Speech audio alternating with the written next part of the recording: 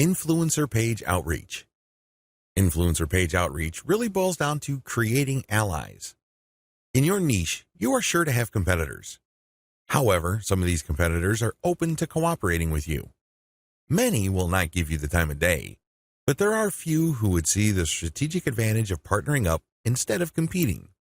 There are also other people on Facebook who have pages and who are not competitors with you.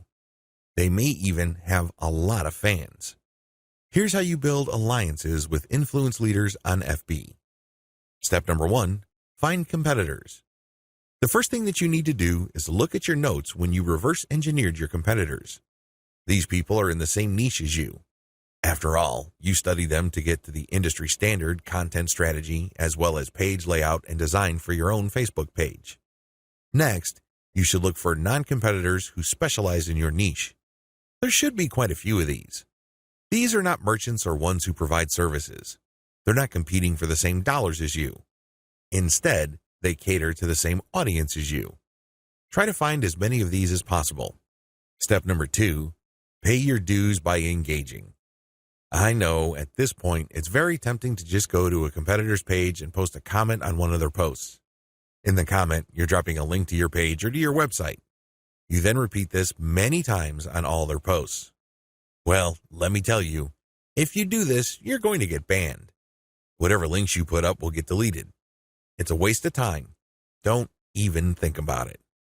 The same applies to influential niche observers. These are non-competitors, but you shouldn't spam them either. Instead, you should pay your dues by engaging. How do you do this? First, you need to share high-quality content. It doesn't matter who wrote the content. It doesn't matter where that content goes to or links to. What's important is that it provides maximum value to anybody reading that content. It has to be on point.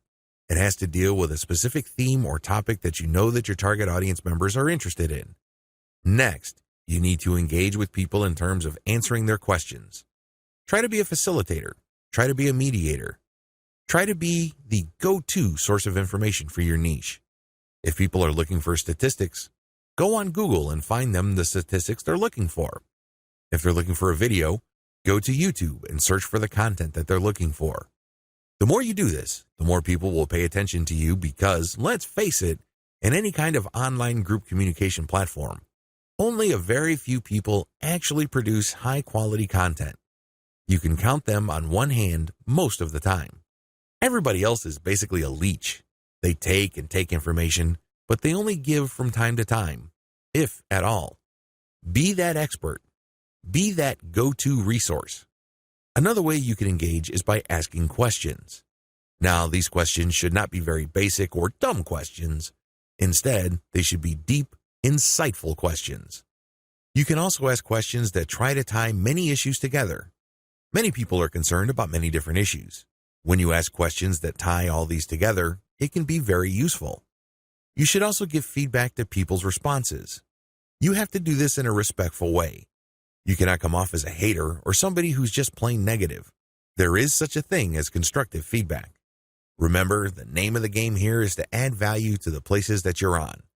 This means sharing information and enhancing information through proper questions and feedback. Step number 3, become credible, then reach out. At a certain point, people will start asking for you by name. People will try to reach out to you via Messenger. That's when you know that you have become an asset to these groups. That's when you know that you are on people's radars. You're not just this random person showing up every once in a while dropping a link. Instead, you're that person that helps keep these groups together. This is when you reach out.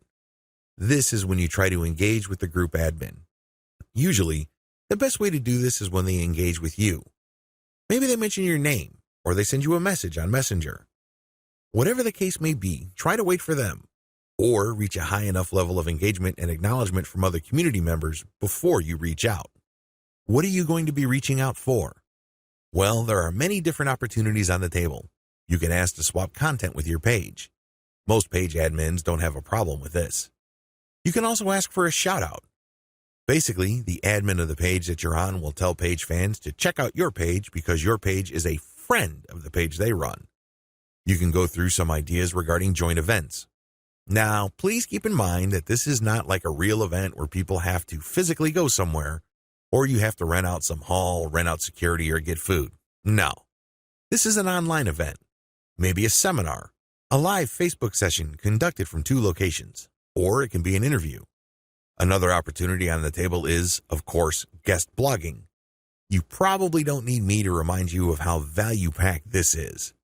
Not only do you get eyeballs to your link, which can produce direct traffic, but you also get tremendous search engine optimization benefits if the partner has a high-value blog.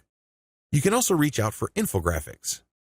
This means you create an infographic and you get the admin to post the infographic on their blog with a link back to you. Again, this boosts your SEO chances. Finally, you can collaborate on content. This is custom content intended for both your audiences. Regardless of how you cut it, influencer page outreach is a very powerful way to market on Facebook for absolutely free. Seriously, your only investment is your time. And what makes it so awesome is the fact that you are leveraging the hard-won credibility and authority of your partner. They've been there before. They put in the work and the time to develop a rapport and a solid brand with the people that follow them. When they give you a shout-out or they feature your content, or they co-host an event with you, they lend you some of their fame, which makes you credible. You're no longer some random stranger who came out of nowhere.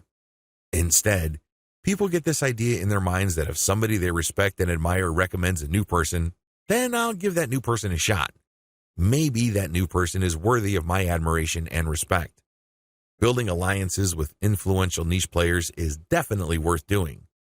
But please keep in mind that it does take time.